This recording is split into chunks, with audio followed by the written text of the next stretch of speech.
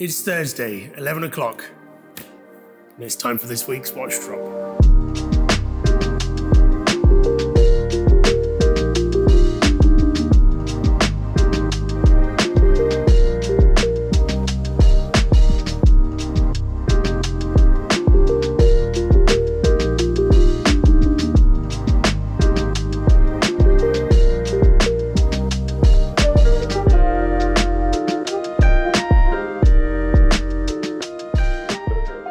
The drop this week is going to be a little bit shorter than usual. That's purely because we've got a full plate here at Subdial HQ, some big productions going on. And if you're around London next month, you're going to see a lot more of us than usual.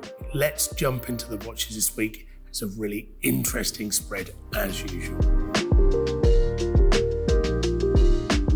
This week, I'm going to start talking about a few enamel watches that we've got in the drop. Now, the first one has got to be one of my all-time favourites from Patek. It's an icon in itself. This is the reference 5231G. Patek Philippe are very well known for their rare handcrafts and what they're able to create with enamel, particularly with their relationship with Anita Porcher.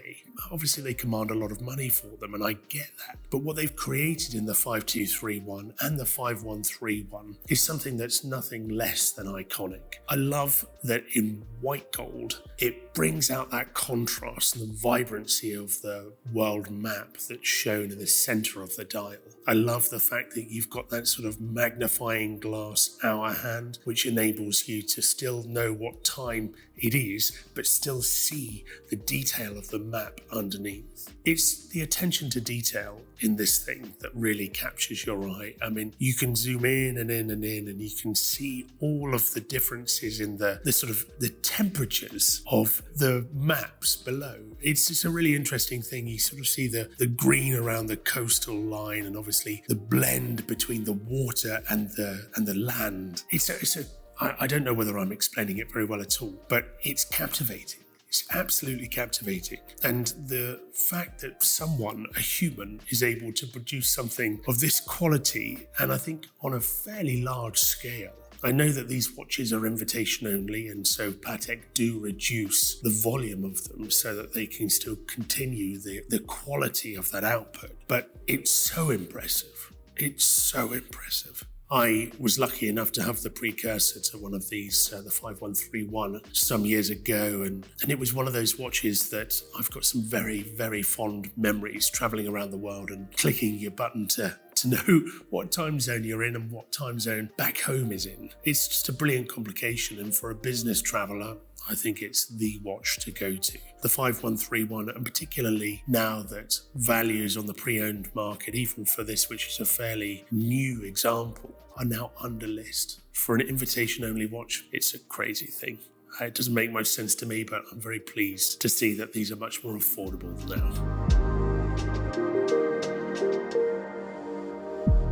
If enamel is what you're looking for in a watch, then there are some more affordable examples on the market. And I've got two here that I really want to draw attention to. I think one of the biggest producers of enamel dials is Breguet, and they do it with such flair. This example here on the table is the 5177. It's an automatic reference. It's very slender, sleek. You've got all of the iconic characteristics of a Breguet watch. Breguet hands, Breguet numerals, and a dial that has such vast real estate that's not used. You just get to see that eggshell, pure finish to the enamel. It's an incredible thing. It's the perfect color to provide the perfect contrast to the blued hands. Amazing thing. Breguet are one of those brands that I really feel is overlooked these days. But for something like this, where you've got such quality, such interest at sub £10,000, it doesn't make a great deal of sense to me, but I'm here for it.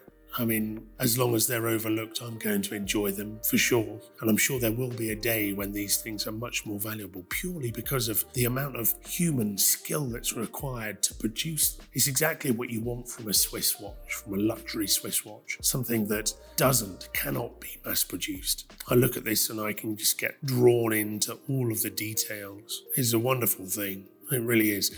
This watch is a reminder to me that enamel dials, even when they're just a single colour like this, not cloisonné in the same way that the Patek is, they're still very, very impressive. And if you catch them in the light, you can see just a purity that can only be produced by enamel. It's fantastic. I love this watch. The last of the 3 enamel watches that I'm going to talk about today is this from anOrdain. If you're looking for that iconic enamel look, but your entry point in terms of price is under the £5,000 mark, then anOrdain is absolutely the watch to go for. This example has a yellow dial. I guess it's almost creamy, but it has the perfect contrast to the blued hands and the indices around the outside. I love that the dials are handmade in Scotland. I think for a micro brand, there's so much to enjoy about this watch. I'm not surprised they're so popular. To close out this week, I'm going to talk about 2 bracelet watches that have caught my eye. The first one is very, very impressive, I promise. This is a Patek. It's the reference 3558J. It's a yellow gold watch. And we've sold the 3558 before. They're great watches produced between the 60s and the 80s. It's an automatic caliber with a screw down case back. So you've got that sort of waterproofness to it. But what's so special about this watch is the bracelet. Now, this is known, I think, fondly by collectors as the Cheese Grater bracelet, because I think the idea is that it looks a little bit like you could grate your parmesan over your salad or your pizza or whatever. I don't know if anyone's actually done that before. I imagine it would make a right mess of the bracelet. But I think it's a sort of, as I say, a fond way of describing what is such an iconic bracelet for Patek. The construction quality is second to none. The last time I saw a bracelet that was this impressive, it was by Wellendorf for Allen & Sohner, and that's really saying something. Particularly as the watch on the bracelet is sub £20,000. I think that's bananas value, frankly. The construction is crazy. I don't know how it's done, but I love the fact that once, 50 years ago or more, there was a jewellery component to watches that were being produced that just isn't around anymore. It just isn't. I can't think of an example of a modern watch that has this attention to detail in the bracelet construction. It's phenomenal. It wears on your wrist like a piece of silk, but captures the light in so many different ways. It punches so high above its weight.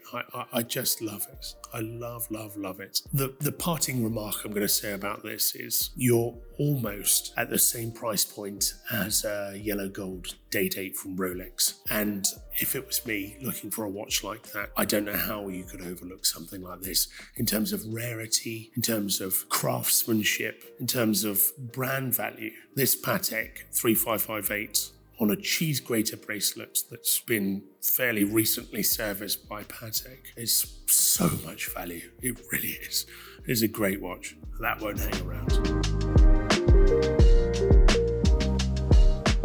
The next watch I'm going to talk about also has an iconic bracelet to it, and you might not think so when I tell you what it is, but the Zenith A384 has a ladder bracelet to it and has done ever since its inception back in the 60s. This is a much more modern example. This is a Lupin III second edition. It's named around a cartoon character. We don't need to go into that, but I do like the 3 watches that were produced to celebrate that sort of partnership. The dial choices on each of the 3 models, I think, are brilliant. When I look at this, the second edition version of the Lupin III, it reminds me of a sort of sketch-like property, characteristic. It's kind of off-white, off-silver, but with these really black, high-contrast subdials. It's very difficult to explain, but it feels like a sketch on your wrist. And that's a difficult characteristic to create. It really does remind you of a cartoon, but is very much a real life thing. I've always liked the A384. I think it wears bigger than the case dimensions would lead you to believe, because the integrated bracelet look makes it feel like a bigger watch. But I just think it's bold, and I think it's attractive, and there's not another watch like it. So I'm all for it. I really think it's a great watch. So that's this week's drop. Over 70 watches hitting the site, and our usual eclectic mix of brands from Rolex through Patek and H. Moser and all sorts hitting the site. Last week I gave you my pick and I think it went down reasonably well. So I'm going to keep doing that until someone tells me off. I think for me, I would have to pick the Patek 3558 purely because of the bracelets. I've wanted to see one of these Cheese Grater bracelets for such a long time, and now that I've seen it and it's not on a Beta 21, which are I think too big for me, this is a watch that I can absolutely wear, and the bracelet just doesn't disappoint. It's a special thing and a talking point on its own, never mind the fact that it's attached to a beautiful automatic caliber Calatrava. Great watch, and that's definitely one that I would love to take home, but please someone buy it before I do. Go hit the site, check all the watches out, let me know what's your favourite and your pick from the week, and I'll see you next time.